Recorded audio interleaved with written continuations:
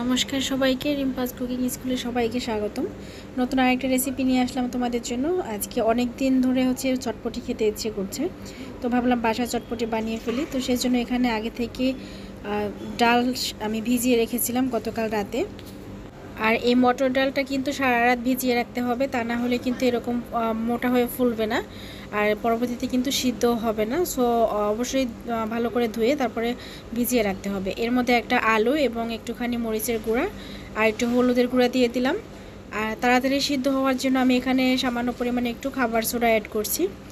এরপরে দিয়ে দিলাম সামান্য পরিমাণে একটুখানি লবণ। তো এগুলো একটু অল্প অল্প করে দেওয়ার পরে আমি এখন ঢাকনা দিয়ে ঢেকে দিচ্ছি, সিদ্ধ হওয়া পর্যন্ত অপেক্ষা করব। অন্যদিকে আরেকটা চুলায় আমি একটা প্যান বসিয়ে এখন চটপটি মশলাটা বানাবো। তো সেজন্য এখানে আমি ৬-৭টার মতো শুকনা মরিচ নিয়েছি, ২-৩ টুকরা দারচিনি এবং ধনিয়া নিয়েছি আস্তা এবং জিরা নিয়েছি আস্তা। এগুলো একটু সামান্য আগে ভেজে নিব। চাইলে মরিচটা আগে একটু ভেজে নিতে পারো, দেন ধনিয়া এবং জিরাটা একসাথে দিলে হবে। আর এরপরে দিয়ে দিচ্ছি সামান্য পরিমাণে একটু পাঁচফোড়নটা পরে দিলাম, কারণ বেশি ভাজা হয়ে গেলে কিন্তু আবার তিতা লাগবে খেতে, তো সেজন্য পাঁচফোড়নটা আমি পরে দিয়েছি। এখন এই মশলাটাকে গুঁড়ো করলে হয়ে যাবে চটপটি মশলা রেডি।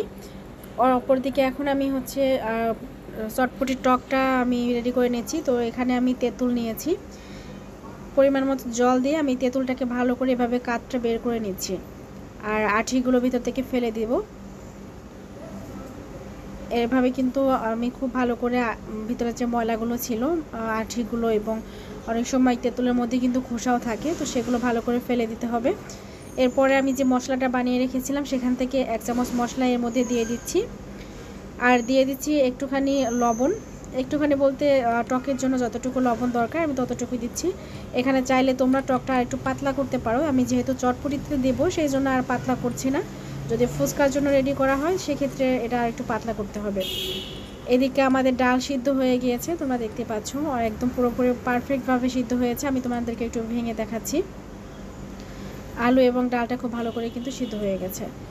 আর চটপটি যেহেতু অবশ্যই গরম গরম খেতে হবে, আমি চটপটির ডালটা নামিয়ে চুলা থেকে সরাসরি আলুটাকে খোসা ছাড়িয়ে নিয়ে এখন আমি এটা গ্রেটার দিয়ে গ্রেট করে নিচ্ছি।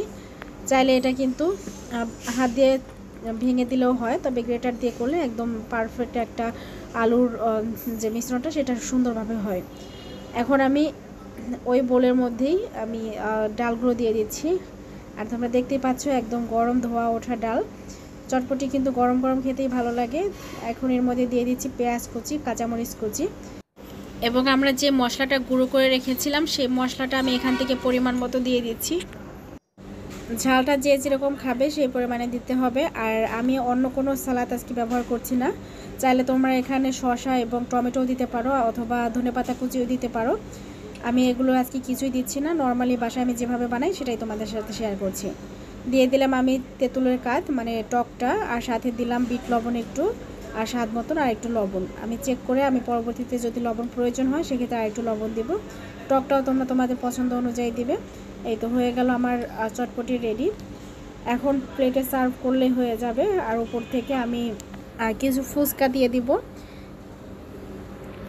আমি আগেই বলেছি এখানে চাইলে আরও কিছু সালাদ দেওয়া যায়, তবে আমার কাছে এরকম নর্মাল খেতে বেশি ভালো লাগে। তো আমি এখন এর মধ্যে উপর দিয়ে একটুখানি পেঁয়াজ কুচি আর একটু কাঁচামরিচ কুচি দিয়ে দিচ্ছি ছড়িয়ে। আর আমি আগে থেকে ফুচকা ভেজে রেখেছিলাম, বাজার থেকে কিনে আনা ফুচকা, এটা আমি বাসায় ভেজে রেখেছি। তো সেই ফুচকাটা উপর দিয়ে ভেঙে দিচ্ছি, আর সেই সাথে আমি এটার উপর দিয়ে ডিম গ্রেট করে দেব। আর চাইলে তোমরা এখানে বোম্বাই মরিচও একটুখানি অ্যাড করতে পারো, সেক্ষেত্রে বোম্বাই মরিচটার একটা খুবই সুন্দর একটা ফ্লেভার আসে। তো আজকের আমাদের চটপটি একদম রেডি, পারফেক্টভাবে সন্ধ্যায় নাস্তায় খাওয়ার জন্য একদম রেডি একটা চটপটি। চাইলে কিন্তু ঝটপট এভাবে তোমরা বানিয়ে ফেলতে পারো। অবশ্যই আমাকে কমেন্ট করে জানাবে আমার আজকে চটপটির রেসিপিটা তোমাদের কেমন লাগলো, তো অবশ্যই কিন্তু আমাকে কমেন্ট করে জানিও। ভিডিওটা ভালো লাগলে একটা লাইক কমেন্ট শেয়ার করো, আর সবাই অবশ্যই আমার পাশে থেকো নিত্য নতুন ভিডিও দেখার জন্য। আজকে এখানেই বিদায় নিব, দেখা হবে আবার পরবর্তী নতুন কোনো রেসিপিতে। সেই পর্যন্ত সবাই ভালো থেকো, টাটা সবাইকে।